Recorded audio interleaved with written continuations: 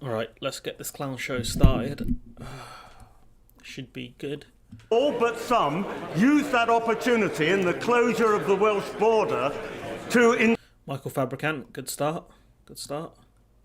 Beauty and all that Wales has to offer to the tourism industry. So I was disappointed that there were some people who appeared to be indulging in anti-English rhetoric during the COVID crisis. I hope all members of this House, I think, would condemn that sort of behaviour. And I would simply say I want to do more to encourage tourism, and that's why I regret the fact that the Welsh Labour government are bringing in a tourism tax. A tax on tourism is an attack on the tourist industry. You, Mr. Speaker. On the subject of investment between England and Wales, progress on speeding up the Wrexham to Bidston line is about as slow as the trains on the Wrexham to Bidston line. So can I ask the Secretary of State for Wales what he personally has done to improve rail connections between North Wales and Liverpool?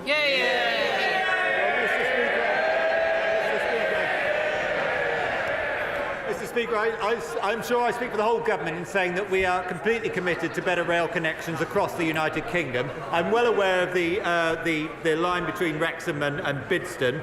I'm also aware that went through a business case procedure, which was not completely positive about it. But I can assure the Honourable Lady there are a number of projects in the ARNET proposals which will be discussed shortly by the Department for Transport. That completes Welsh questions. Before... Afternoon all. Yeah, it's a target-rich environment here for what's his face for Starmer. He's got the whole stuff with what's that big man's name? Zahawi. He's got the stuff with the Met Police. Amongst other things, he's got the Brexit bill going through Parliament as well. He's got a target-rich environment. Let's see if he can actually land a punch. Before we come to the Prime Minister's questions... Or the sickening. Here we go. And our thoughts are with his victims. It's about the police officer who, assaulted or raped multiple women. Police must address the failings in this case, restore public confidence and ensure the safety of women and girls. There will be no place to hide for those who use their position to intimidate those women and girls or those who have failed to act to reprimand and remove those people unfit from office. So you're going to get rid of Braverman then because she's clearly not doing her job? Like, the big problem, or a big problem, is sat right on your left, mate. Right here. Can you see her? If you turn around, you'll be able to see her. Mr. Speaker, this morning I had meetings with ministerial colleagues and others. In addition to my duties in this House, I shall have further such meetings later today. Kate Dave. Unless you're going to create some sort of task force to get rid of dodgy police officers, it's not going to do much. Thank you, Mr. Speaker. As the project champion for the North Midlands Manufacturing Corridor, next week I'm bringing together businesses, leaders and local councillors from across the region in Parliament to set out to Department for Transport officials the importance of the A50-A500 corridor. The Prime Minister understands the importance of investing in our infrastructure and unlocking the potential of our towns and cities. So will he urge government colleagues from Bays and DLUC to attend the meeting and to hear more about the benefits this investment would bring to our region? Mr. Speaker, the government recognises the strategic importance of the A50-A500 corridor to the Midlands. I know final decisions on this scheme will be made in the third road investment strategy, which is fully published next year, but I know my honourable friend will be contacting ministers in the relevant departments to invite them to hear her case. We now come to the Leader of the Opposition, Keir Starmer. There we go. Let's see what he comes out with this Thank week. you, Mr. Speaker. Can I join with the Prime Minister in his comments about the dreadful case of Carrick? Mr. Speaker, it's 3 minutes past 12. If somebody phones 999 now because they have chest pains and fear it might be a heart attack, when would the Prime Minister expect an ambulance to arrive? Okay, that's a good question because the ambulance services right now are extremely bad. So, I'll give him that. That's a good first question. So let's see what Sunak's response is to that. Mr. Speaker, I think it'll take like an hour. I think they can take up to about an hour or 2 hours to get to you. Absolutely right that people can rely on the emergency services when they need them. And that's why rapidly implementing measures to improve the delivery of ambulance times and indeed urgent and emergency care. But I'd say to the honourable gentleman, if he cares about ensuring that patients get access to life-saving emergency care when they need it, why won't he support our minimum safety legislation? Minimum safety. Mr. Speaker, the Prime Minister can deflect all he likes, but for the person suffering from chest pains, the clock started ticking straight away. Every minute counts. That's why the government says an ambulance should be there in 18 minutes. In that case, it would mean just about 20 past 12. Now, I know he doesn't want to answer the question I asked him, so I'm going to ask him again. Oh, don't ask him again. Just answer the question. You can answer your own question. You're wasting questions. When will that ambulance arrive? Mr. Speaker, because of the extra funding we're putting in to relieve pressure in urgent and emergency care departments, because of the investment we're putting in ambulance call handling, we will improve ambulance times as we are recovering from the pandemic and indeed the pressures of this winter. But I say to the honourable gentleman again, because he makes my case for me, he describes the life-saving care that people desperately need. So why, when in other countries like France, Spain, Italy and others, why is he depriving people here that care? Again, you know, the minimum safety rules are a joke because it's not down to striking. That's not why we're having such problems with the ambulances. It's a multitude of factors. One is a shortage, I think, of paramedics. Another would be the fact that the whole system with the NHS doesn't work at the moment because of bed blocking, because there aren't enough beds for a start, there aren't enough staff to look after all the people in the beds, which is another problem, and there aren't enough places for people to be safely discharged to, whether that be to their family or to a care home or to wherever they need to go. Those are the other problems that we're facing.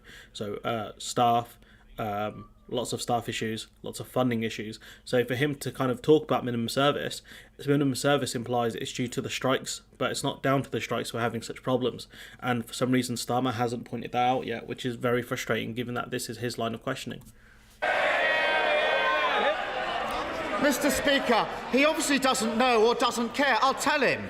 If our heart attack victim had called for an ambulance in Peterborough at 12:03, it wouldn't arrive until 10 past 2.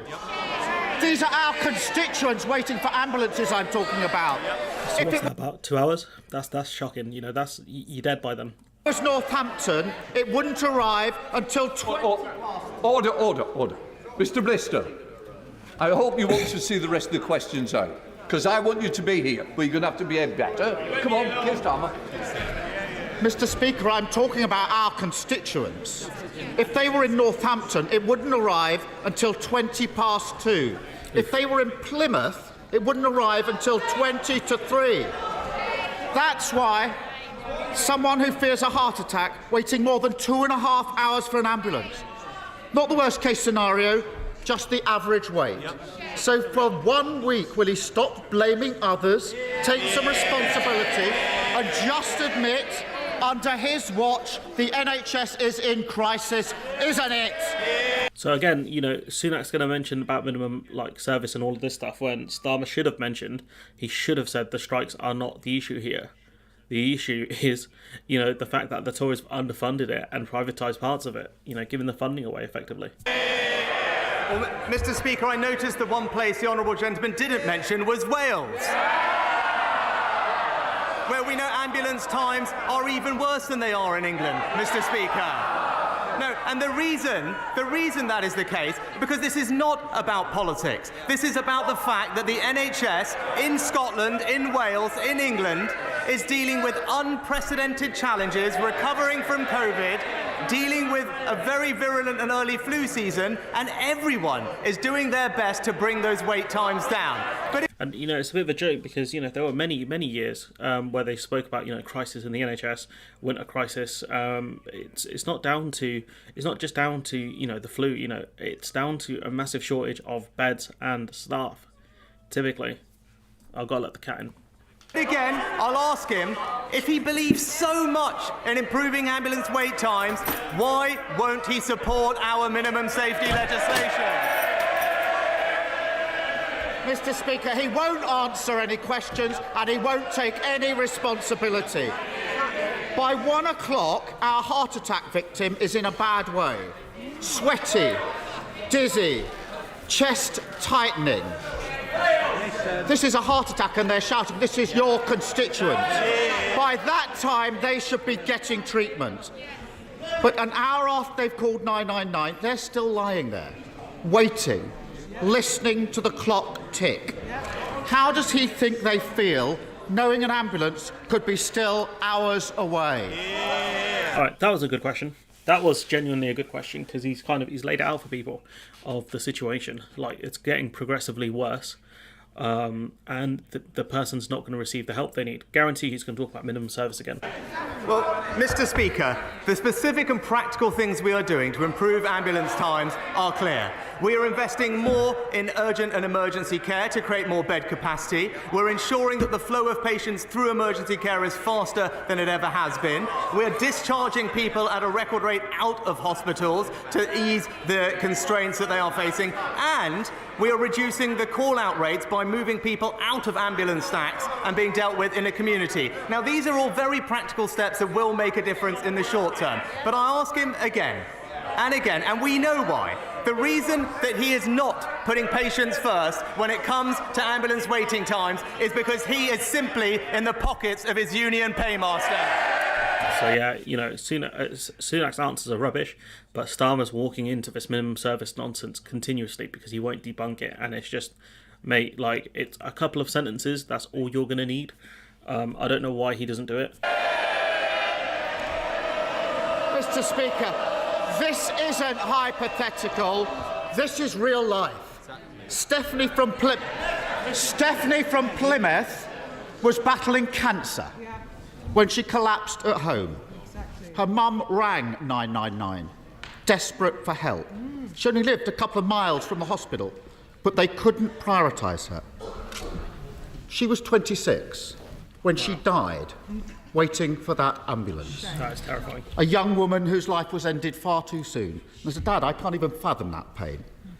So, on behalf of Stephanie and her family, will you stop the excuses, stop shifting the blame, stop the political games, and simply tell us, when will he sort out these delays and get back to the 18-minute wait? So that's another good one. That is another good one, you know, because at the end of the day, he's contextualised it. He's given a real-life example of someone who had to wait an enormous time for an ambulance. And it makes Sunak's answer a bit more difficult because he can't, you know, he shouldn't really use the usual spin on this one. But again, you know, this guy's a slime ball. This one here. Mr. Speaker, Actually, of course, Stephanie's case is a tragedy. Of course, people are working as hard as they can to ensure people get the care they need. But he talks about political games. He is a living example of playing political games when it comes to people's healthcare. I've already mentioned what's been going on in Wales. Is he confident in the Labour-run Wales NHS that nobody is suffering right now? Of course they are, Mr. Speaker, because I need to look into how, you know, the NHS works in the devolved areas, because I know the NHS in Scotland is doing okay. I do wonder why it's not doing so great in Wales. the NHS everywhere is under pressure. What we should be doing is supporting those doctors and nurses to make the changes that we are doing to bring the care to those people. But I'm surprised he hasn't mentioned his dad was a GP. Ask him this: if he is so concerned about making sure that the Stephanies of the future get the cares they need, why is he denying those families the guarantee of emergency life-saving care? So that's his answer to Stephanie's family. Deflect, blame others, never take responsibility. Just like last week, he won't... Yeah, Sunak walked into that one. But again, Starmer has to mention the fact that it's nothing to do with the strikes. Say when he's going to deliver the basic minimum service levels people need. Mr. Speaker, over the 40 minutes or so that these sessions tend to last, 700 people will call an ambulance. 2 will be reporting a heart attack. 4 will be reporting a stroke. But instead of the rapid help they need, many will wait and wait and wait. So if he won't answer any questions, will he at least apologise for the lethal chaos under his watch? Mr. Speaker, Mr. Speaker, Mr. Speaker, mention the flu season, he they asked mention about the COVID. minimum safety levels. We will deliver them as soon as we can pass them. Why won't he vote for them, first of all? The other issue, like Sunak's going to face, is well, even once they pass the minimum service levels, the chaos will continue. There will still be massive problems with healthcare. So even though he's going to get this legislation passed, it's not going to resolve the issue. So it's going to make him look like more of a fraud. But Mr. Speaker, we are delivering on the people's priorities. As we've seen this week, the honourable gentleman will just say anything if the politics suits him. It's as simple as that. He will break promises left, right and centre. Well, yeah, Starmer walked into that one with his leadership pledges and breaking them. That's neither here nor there. But the problem is, Starmer could flip it on Sunak and say, you guys have broken consistent manifesto promises. Promised to nationalise public services. He promised to have a second referendum. He promised to defend the mass migration of the EU. And now That's not true. We're apparently led to believe that he... I expect the front bench just to keep a little quiet, because if they don't, there's somewhere else for them to shout their noise. Prime Minister. Mr. Speaker, if we are going to deliver for the British people, people need to have strong convictions. But when it comes to the honourable gentleman, he isn't just for the free movement of people. He's also got the free movement of principles. Okay, that one's not bad. That one's not bad. The free movement of principles is probably the funniest thing Sunak will ever come out with. Yeah, I mean, he definitely practiced that one in the mirror last night. But at the end of the day, he's not wrong. But the thing is, all politicians are like. So for Sunak to come out and say, "Oh no, look at this bad man Starmer, he lied," it's like, bro, like your party has broken manifesto promises. So I wouldn't be trying to play the liar card right here.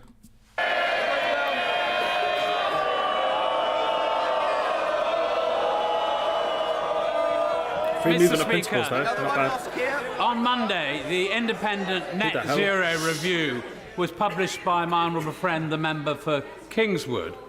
Does my right honourable friend join me in welcoming many of those recommendations, and in particular to provide clarity and continuity to all those working to decarbonise our economy, especially those supporting South Shropshire Climate Action Group in my constituency? So that's interesting, because net zero is a massive divide within the Conservative Party.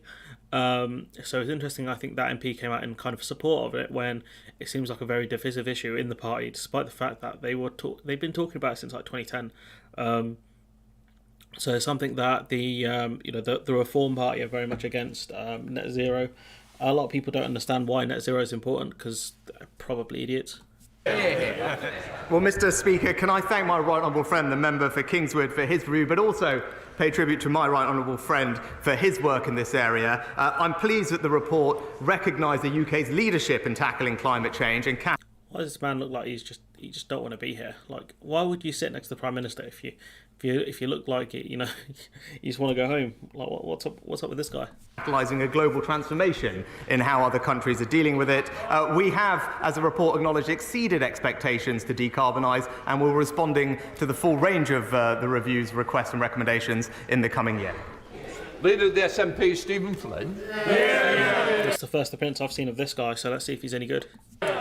Mr. Speaker, to promise is a thing, to keep it is another. Well, the Scottish Government kept their manifesto promise to the people, and thanks to support from members of all political parties in Holyrood, the GRR bill was passed. Surely in that context, the Prime Minister must recognise that it is a dangerous moment for devolution when both he and indeed the Leader of the Opposition seek to overturn a promise made between Scotland's politicians and Scotland's people. Yeah. So whatever you think of the, I think it's the Gender Recognition Act, whatever you think of it, this is, the British government, the Westminster government overruling a devolved power, which again makes the union look like a joke, but it'd be interesting to see, because Starmer seems to be against it, even though I think he's kind of spoken some nonsense about it. So let's see what Big Rishi has to say. Well, Mr. Speaker, let me be crystal clear that the decision in this case is centred on the legislation's consequences for reserved matters, as is laid out in the Scotland Act, which established the Scottish Parliament, which the Honourable Gentleman talks about, and at the time supported by the SNP. This bill would have a significant adverse effect on UK-wide equalities matters, and so the Scottish Secretary, with regret, has rightly acted. It's nonsense. Mr. Speaker, let me be crystal clear.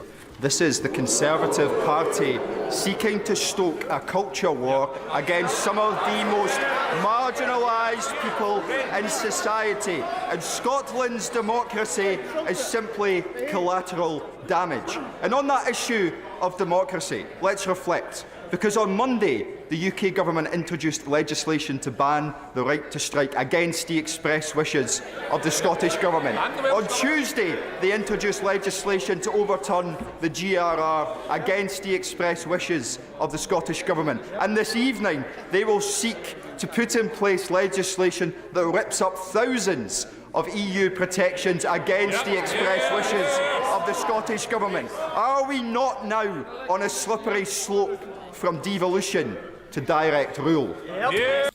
It's right though. You know, if you look at what the UK is doing without consulting any of the other devolved nations, they're taking massive steps. They've overruled the Scottish Government. They're taking massive steps toward deregulation, which is going to end very badly, very, very badly. With the strike stuff, the SNP aren't in favour of it either. So he's not wrong. Maybe the direct rule thing is a bit extreme, but I don't think he's that wrong in what he said there, given the fact that the Tories are going against, what Labour would want in Wales and what the SNP would want in Scotland without even consulting these groups. No, Mr. Speaker, of course we're not. This is simply about protecting UK-wide legislation, about ensuring the safety of women and children. This is not about the devolution settlement. I would urge the Honourable Gentleman and his party to consider engaging with the UK government on this bill, as we did before the legislation passed, so that we can find a constructive way forward in the... You didn't consult them on the strike bill. You didn't consult them on, the Brexit deregulation bill. So, for you to come around and say, you should consult with us first, seems a bit ridiculous, I'll be honest. It seems a bit ridiculous. Interest of the people of Scotland and the United Kingdom. Edward Jensen. Thank you very much, Mr. Speaker. The care, education and support that children receive in their earliest years has the biggest impact on their future life outcomes. And that's why the affordability, accessibility and quality of childcare is so important for families in Edinburgh and right across the country. Yeah, childcare costs have gone up dramatically under you guys, so... Despite significant investment by the UK government since 2010, for too many families the childcare system remains inflexible, complex and expensive. So can I ask my right honourable friend to restate this House his commitment to address this essential and pressing issue so that every child can have the best start in life? Well, I know this is a topic my honourable friend knows very well from his own background, and he's right that it is essential to access quality childcare, which is why we provide every 3- and 4-year-old eligible with at least 15 hours a week of free childcare, and we are considering new plans to improve the cost, choice and affordability of childcare, whether consulting on ratios or indeed supporting more people to become childminders. Andy. Again, it's about pay. I think people just don't want to be childminders because it's a lot of work and you don't get paid a lot for it, and that's where the government should really step in, because that's where you can get people back into work and also, get children to interact more with each other, which can help, I think, with early development. So there's a lot of wins here, but the government just won't take it. A Transport Secretary implying NHS workers are deliberately putting people in danger. A Health Secretary pitting dedicated nurses against vulnerable patients. Does the Prime Minister really expect the public to believe that the very people who have dedicated their lives to saving life and limb are so reckless? Or is it not the case that this government have pushed them to their absolute limit and they have no other option but to strike? Mr. Speaker, we have enormous respect and gratitude for all our public sector workers, especially those in the NHS, which is why we have backed them with not just record funding, but also record... But again, where's that money going, Chief? That's the question, because you won't fund more places for medical students to be taught. That we know that for certain. Where's that money going, champ? That's the question I'm asking. Genuinely, where is the money going? Because you keep saying you're investing record amounts of money. It's not going to wage increases for staff. It's not going to increase the actual number of staff. You're not increasing the number of beds. So where's that money going? Investment in more doctors and nurses, 15,000 more doctors, 30,000 more nurses. And how many are leaving, Chief? How many are leaving the sector? How many are leaving the industry? Excuse me. Like, what's going on? Like, it doesn't matter if you replace, get 15,000 new doctors. If 20,000 leave, the net amount isn't there. And more life-saving equipment, which will help them do their jobs. And we continue to want to engage constructively. Life-saving equipment is all well and good, Chief. But if there's no one to staff it, if there's no one to use the equipment, no radiologist to use, the X-ray equipment, there's no point. That's like buying tanks for the military when there's no one to use them. Dialogue with them. David Simmons. Well, thank you, Mr. Speaker. Ruislip, Northern and Pinner has a great many car-dependent, older and disabled constituents, many of whom are horrified to read that the Mayor of London may have manipulated the outcome of his own consultation. I've read about that. He apparently he like certain people weren't polled or something like that. It's a bit weird. I'd have to look more into it. He manipulated the outcome of his own consultation in order to impose an unwanted £12.50 daily charge every time they go to a medical appointment or attend hospital. So, does my right honourable friend agree with me that any further rollout of the ULEZ should be paused until these matters have been fully investigated? Well, my honourable friend has rightly pointed out that transport in London is devolved to the Labour Mayor of London, and it is disappointing that the Mayor, backed by the Leader of the Opposition, is choosing not to listen to the public, expanding the zone against the overwhelming views of residents and businesses. Is it against the overwhelming views of businesses, though? Like, is that what businesses have said? What was in the consultations? I urge the Mayor to properly reconsider and respond to these serious concerns. Mr. Speaker, the Prime Minister showed his card this week by ramming through the sacking nurses bill. Yeah. He has... It's good framing. It's good framing there. Interesting stuff. Not heard that one before, the sacking nurses bill. Nice. He has literally gone from clapping nurses to sacking them. His Transport Secretary has said that the bill is unworkable, and the Education Secretary has said... It's an interesting pin he's got. I wonder what that's about. I've not seen one of those before. That it is not needed. Why does he still want the bill? Mr. Speaker, it was the Labour Party that showed their cards this week when it came to backing working people. What I'd say... I mean, that's a bit awkward, isn't it? That's a bit awkward. He's left that one a bit open-ended. Working people. It was the Labour Party that showed their cards this week when it came to backing working people. I mean, you're not wrong. The legislation goes against working people because it takes away, the effectiveness of strikes. So you're not wrong, Chief. It's just, I would not have framed it like that. What I'd say that was awkward. What I'd say to the honourable gentleman. What I'd say to the honourable gentleman, if he really cares about supporting patients, if he really cares about children getting the education they receive, if he really cares about working people being able to go about their lives free from disruption, he should join actually in legislation which is prevalent in many other countries, ensure minimum safety levels in our critical public services, and get off the picket lines himself. Thank you, Mr. Speaker. Continuing a theme, evidence is now very clear that the London Mayor's sham consultation has suppressed 5,000 negative responses from members and supporters of Fair Fuel UK, of which I am the APPG chairman. Now, what angers me is this is a tax against my residents in South Thanet. It's a tax against Kent residents. It's a tax against all of the home counties. This is true. Taxation without representation. And what do you mean taxation without represent? How does it affect people in Kent? Like, unless those people in Kent are going to London, like, bruv, like, taxation without representation, like, you're there to represent them. Like, what's he talking about? It don't make sense. The right honourable friend assure me he will do all that he can to stop this, because it is a tax that is a fill-up against a failed mayor's budget and a failed mayor. Well, my honourable friend makes an excellent and powerful point. The Labour mayor is imposing this tax on a public which does not want it. He's right to highlight that. Expanding this zone is not something that communities want, and I look forward to working with him to urge the mayor to Kent commuters, yeah, but they're going into London, so like they fall under his jurisdiction. Like that just doesn't make sense to argue that this taxation, that representation. Like what a dumb argument from that guy. Consider and respond to all these views and stop this unfair tax. When David. Mr. Speaker, during a period of 12 months, 2 of my Caerphilly constituents have lost their lives after being attacked by dangerous dogs. A 10-year-old boy and a senior citizen. Fatalities have also occurred in other parts of the country. It is clear that the Dangerous Dogs Act is woefully inadequate. The government has commissioned studies. It has debated the subject at length, but it has done nothing.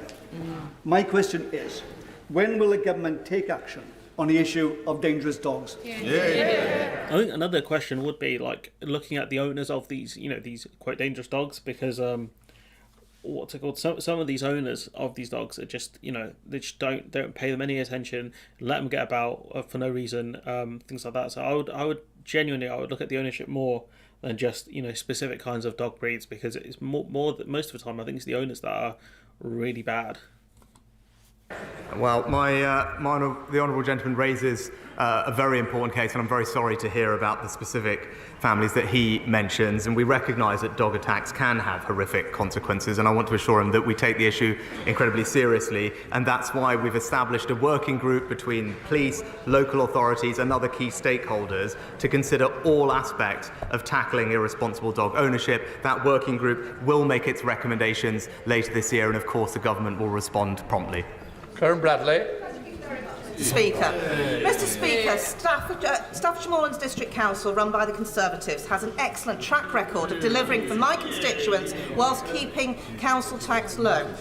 We have put a bid into the Levelling Up Fund, and I know that money would make such an incredible difference to my constituents. So will he use his good office this week? I mean, he shouldn't be able to intervene. He's going to say that. But, the question is, does your constituency actually need the Levelling Up Funds, given the fact that it's meant to be there really for deprived areas? And given her area typically votes Conservative, I don't know how deprived her area would be. But yeah. My right honourable friend has been a stalwart champion for her community, and in particular their Levelling Up Fund bid, which I know will make a massive difference to her community. I wish her and her constituents every success when we announce the next successful round of bidders to that fund. So, you can't intervene in that. It's meant to be based on need and based on what the bids are actually going to do, right? Not based on the fact that they may or may not vote Conservative, right? Agreed. Right. Thank you, Mr. Speaker. Many of my constituents in Cheshire and Amersham are struggling to keep up with their energy bills this winter. When they do fall behind, too often families are punished by being switched over to prepayment meters, which are more expensive, which does nothing to help their financial situation. Will the Prime Minister back our call to ban energy companies from forcibly installing prepayment meters and stop energy companies from switching smart meters over to prepayment meters remotely? So Cheshire and Amersham is one of the big constituencies that fell to the Lib Dems, and that point she raised was really important, because a lot of people are having those prepayment meters forced upon them, and they're more expensive than paying monthly, because of the standing charge which people are charged, which I think is ridiculous. Charging people more because they're prepayment meters is genuinely one of the most stupid things I've ever heard, because they're paying the money up front. It doesn't make sense. So good point, and it's come up more in the news. You got people who have been tricked into letting people into their homes so they can install these meters. It's genuine madness. Well, Mr. Speaker, I want to assure the honourable lady that Ofgem actually has specific regulations in place regarding the use of... Clearly it's not good enough, Chief, because it keeps happening. So clearly Ofgem as a regulator is doing a terrible job, especially given that the changes they have made are way more favourable to industry than it is to the public. So for you to kind of say, oh, Ofgem have specific regulations, it's like, they ain't doing their job, dog. Like, do something about it. To prepayment meters and how energy companies should treat those that are struggling with their bills. But what I am pleased to say is that her constituents will receive around £900 at a minimum of support with their energy bills. How much is the bill's gone up? Because the bill's gone up by in thousands. If you're not on a fixed rate, if you're unlucky enough not to be on a fixed rate, your bill's going to go up in the thousands. So £900 is good, but it's not going to dent. Let's be honest. This winter as a result of the actions of this government. Jacques Le Plastic. Yeah, if anything, prepayment meters should be cheaper. You should be cheaper because the companies are making the money up front. This country doesn't make any sense. Will my right honourable friend join me in paying tribute and thanks to the several thousand people at MOD Defence Equipment and Support at Abbey Wood in my constituency who work tirelessly to ensure that the military equipment and supplies that we have pledged to the people of Ukraine are dispatched quickly and efficiently? And does he agree with me that events in Ukraine are a reminder yet again of the need to invest more in our own sovereign defence manufacturing capability?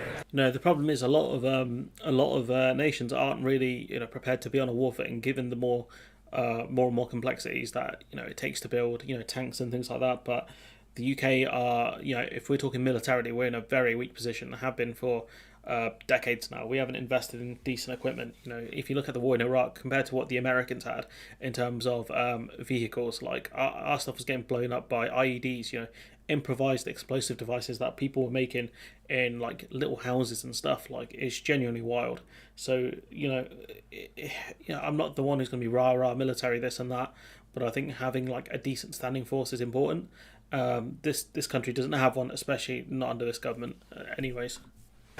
Well, Mr. Speaker, my old friend makes an excellent point, and I'm happy to join him in paying tribute to his constituents at the MOD facility. The work they are doing is making a critical difference in the fight to combat Russian aggression in Ukraine. I know it's extremely appreciated both by the President of Ukraine and his people, and he's right also that it highlights the need for more investment, which is why we're putting £24 billion of investment into our armed forces, but also increasing the amount of kit that we manufacture here at home. Let's not also forget that the government cut, certain, I think, parts of the military because they wanted to buy more drones. So, they're making cuts in certain places of the military in order to expand. So, he can talk about 24 billion, this and that, but they have made a lot of cuts to the military over the last decade. Thank you, Mr. Speaker. It's almost a year to the day since the then Business Secretary at a visit to the British Rail site in my constituency promised the company £100 million and proudly boasted to the national media that he couldn't think of a better project that better demonstrated levelling up. Yesterday the company entered administration having received not a penny in financial support from That's mad. I wonder which company he's talking about, because it's not British fault. Would the Prime Minister agree with me that there's not a single project in the country that better demonstrates the government's lack of industrial strategy, failure of levelling up, and abandonment of the North East? It's not British fault. Well, Mr. Speaker, first of all, let me say my thoughts are with the company's employees and families at the time, and we stand ready to support those impacted. That's a myth. Let me just outline for the Honourable Gentleman what exactly has happened. We did offer significant support to British Volt through the automotive. He's talking about British Volt. That's in Blyth, though. That's in Blyth, which is a Conservative constituency. So that's a bit of a win. I'll be talking about British Volt in the next week or so. I've got like a lot of topics, stuff like, if you want to see how much I'm kind of dealing with at the moment, all of these kind of tabs and more. Some on my phone, but if he's talking about British Volt, it's weird that it's an opposition MP that brought it up, given that it's in Blyth, which is Tory town, isn't it? Now, so that's a bit weird. But yeah, if he's talking about British Volt, then British Volt did receive funds from the government, and they were told if they meet certain milestones, they'll continue to get funds. So it's a bit of a weird one, I'll be honest. Transformation Fund, considerable amount of funding, but entirely reasonably, and it's not something that I expect the Labour Party to understand, that support was conditional on the company receiving private investment as well, which I... Well, you know, if you want to talk about a lack of funding or, you know, funding issues, you guys are the ones who are giving, you know, Tory mates money for PPE hand over fist. You gave some of that money to a jeweler called Vega or something like that. He looked like a Street Fighter villain. You know, like, what's that about? It's just genuinely ridiculous if you're talking about funding, you're talking about conditionality and all of this kind of stuff, when you were the ones, you know, how much you give Dido Harding? 32 billion? You could have bought, you know, some of the world's biggest football clubs with that sort of money. I think it's a sensible protection for taxpayers. Unfortunately, that didn't materialise, but I think it's completely wrong to take from that about what else is happening in the northeast. Across the northeast, there is new investment in the new Envision and Nissan plant, in electric vehicle manufacturing, £1 billion investment in the northeast. Just look at what's happening in Teesside or on clean energy. This government is committed to the northeast, and it will deliver more jobs and opportunity under this Conservative administration. I mean, that's nonsense. But the main issue I think British Volt had, or Brexit Volt, as you point out, is the fact that who's going to buy the electric car batteries? The main issue is they ran into was, I think, rules of origins. If they want to export the batteries to the EU for sale, the issue is that, you know, 70% of it has to be made with either British parts or I think EU parts, right? You can't do that really with EVs because the chemicals come from abroad typically. You know, if you look at something like lithium, which would be in the batteries, lithium, you know, it's not, you can't really find that much in Europe. I think they did find some in Sweden. Recently they found a lot of rare earth minerals, but typically it comes from other countries. I think Afghanistan has one of the biggest world's reserve of lithium.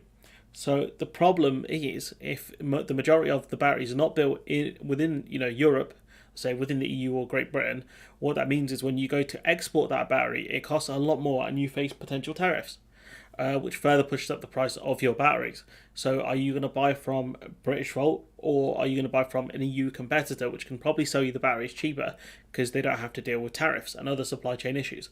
So, you know, the reason why I think British Volt you know, didn't succeed. Like one of the key issues is that they needed buyers for the batteries, and they just didn't have that. You know, car manufacturing in the UK is in decline, and it's continuing to decline. So who's going to buy the batteries? That's the key question.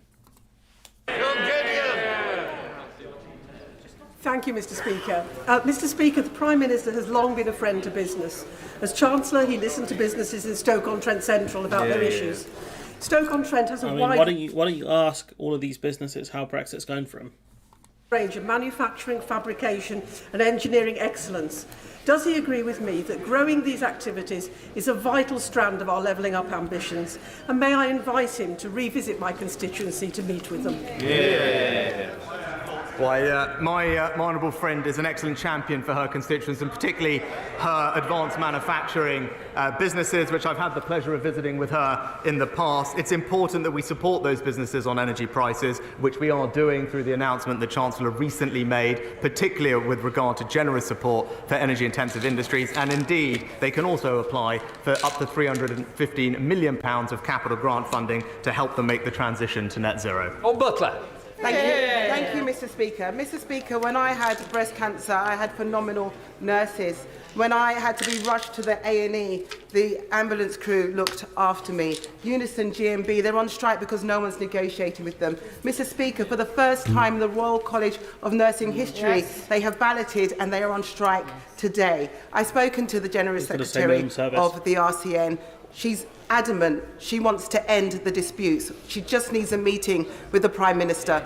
Will the Prime Minister show leadership and meet with the RCN? Just a simple yes or no.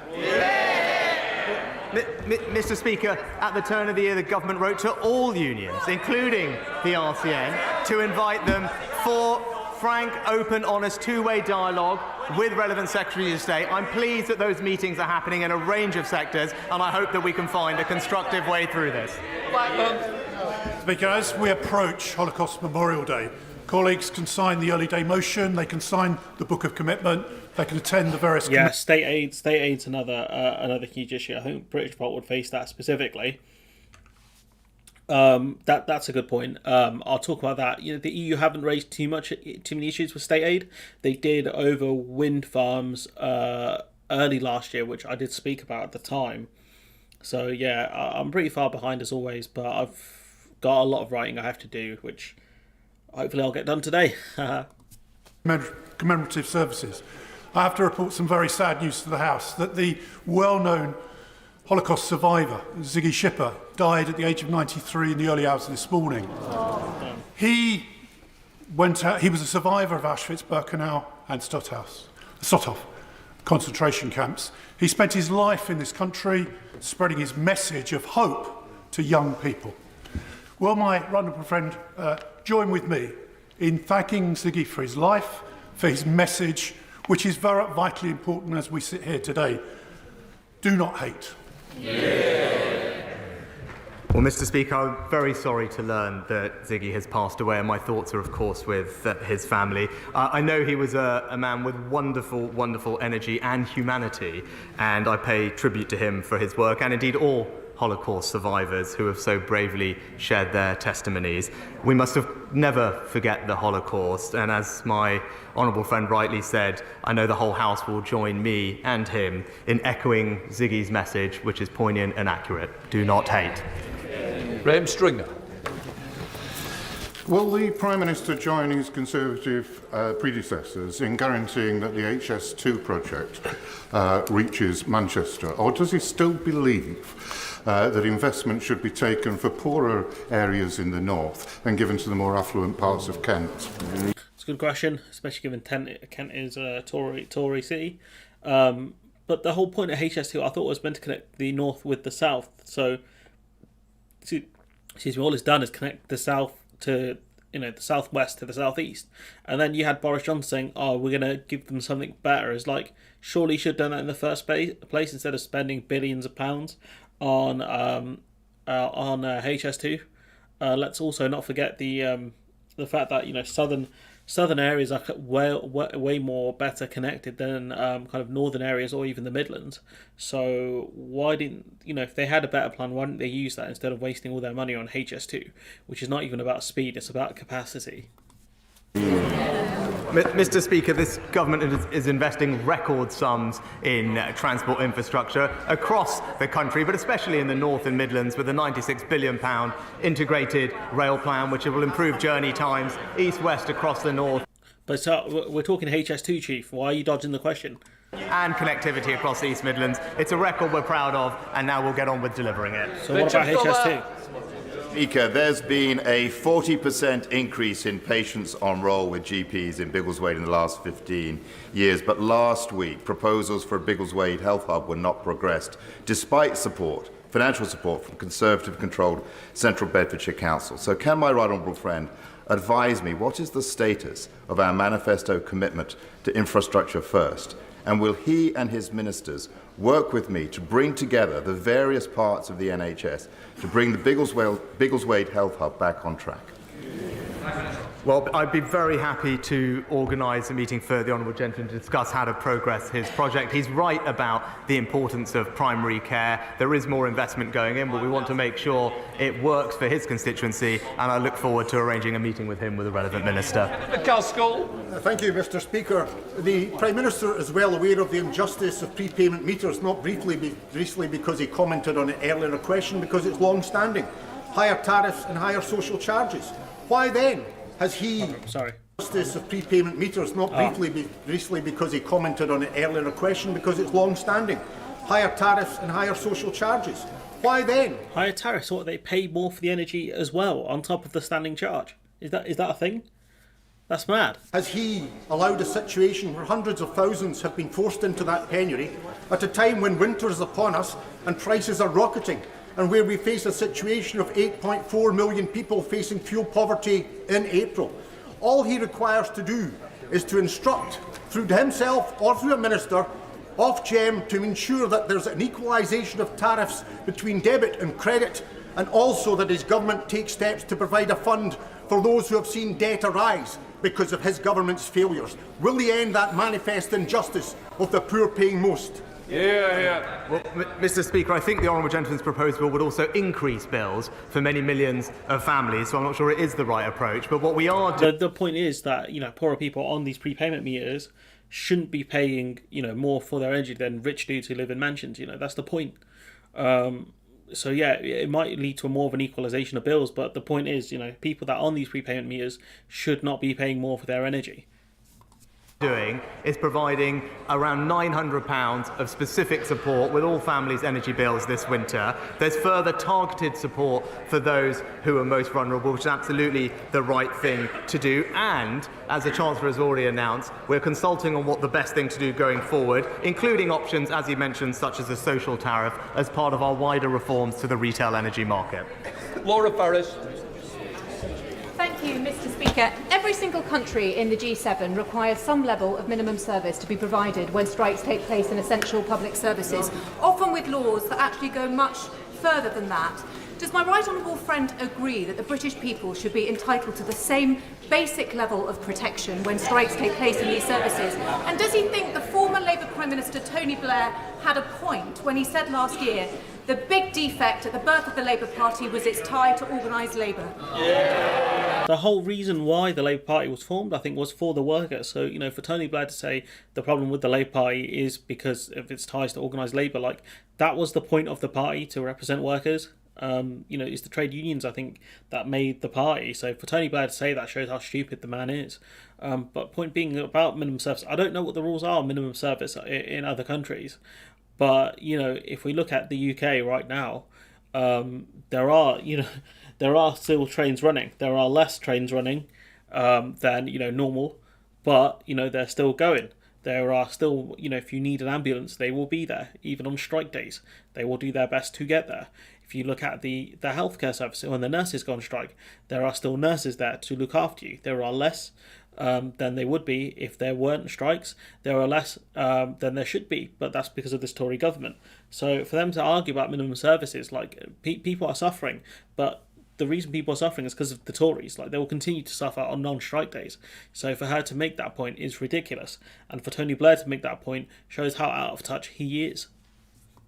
Well, Mr. Speaker,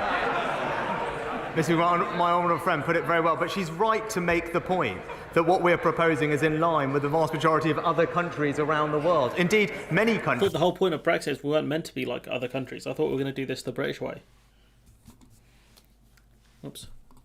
Ban strikes in blue light services altogether. We are not doing that. I'm sure they paid them properly. We are joining countries across continental Europe and having minimum safety laws, which I think reasonably the public would expect to have a level of emergency life-saving care in the event of strikes. I think that's a common sense, reasonable position to take, and we all know why the party opposite can't bring themselves to support it. Alex Sobel. Thank you, Mr. Speaker. This month, the right honourable member for Stratford-upon-Avon was forced to pay millions to HMRC to settle a tax dispute. Jeez, was the Prime Minister aware of the investigation? Finally, someone's mentioned Nadim Zahawi. Finally. Jesus, we were waiting ages for that, given, the fact that it looked like he was trying to avoid paying the right amount of taxes, or maybe he had an accountant that was very creative. I don't know. But the fact is, finally, someone has mentioned it. Appointed him to his cabinet and as chairman of the Conservative Party. Will the Prime Minister demand accountability from his cabinet members about their tax affairs? Yes.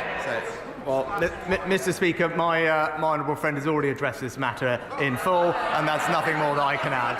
Let's shift hands. A man tried to avoid Speaker, his tax fund. If I may, I would like to begin by putting on record this House's heartbreak at the tragic death this morning of our friend Dennis, the Minister of Interior Affairs in Ukraine, and his deputy, and all those who were killed in that tragic accident.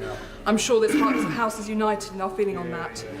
Turning to more local affairs, as many have pointed out, the government, I understand, is in the final furlongs of giving out its levelling up bids, and I must ask him to look kindly upon building the borough market of the Midlands and building a future Meditech hub in Rutland. So can he assure me that not just urban, but also rural areas will be levelled up? Well, once again, there's nothing he can do about it, and the government already set the criteria. For you to ask him, it's just a soundbite for your constituents, really.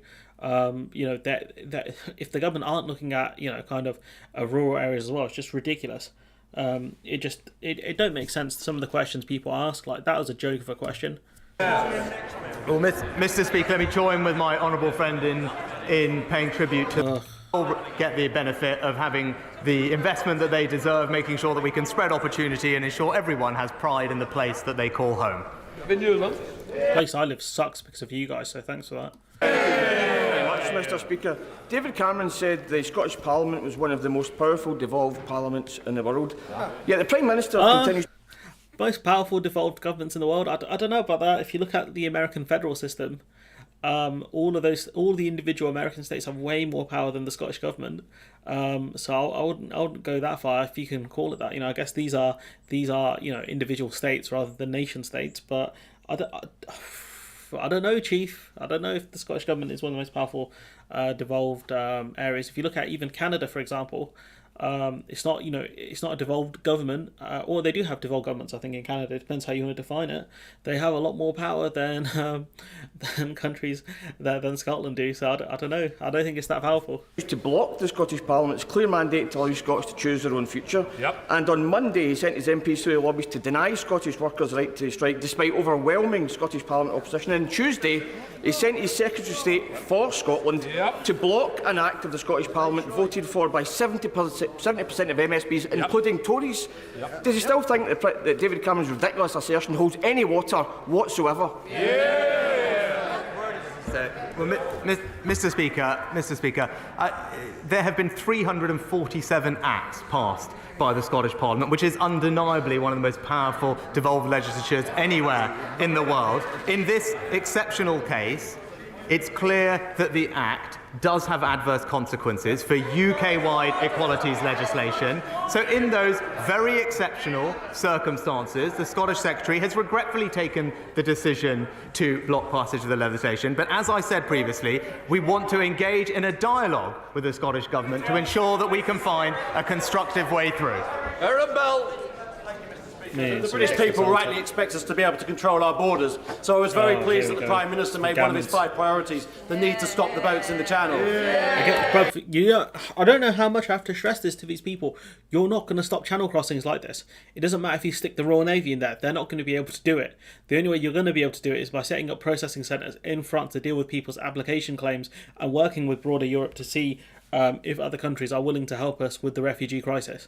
That's the only way you're going to resolve it, through dialogue. I know this government hates talking to people. I know they love talking, but filling the air with endless sound bites. The point is that you guys are full of nonsense. Set up processing centres, actually deal with the problems at hand. Maybe stop arming dictators. That might be a good idea. But you could stick the Royal Navy in the English Channel. You're not going to stop channel crossings. It's not going to work. Can you reassure me and my constituents in Newcastle under Lyme that not only will we bolster the... Why are your constituents in Newcastle bothered about channel crossings in Dover on the other side of the country? What's that about? Bruv, you're on the other side of the country.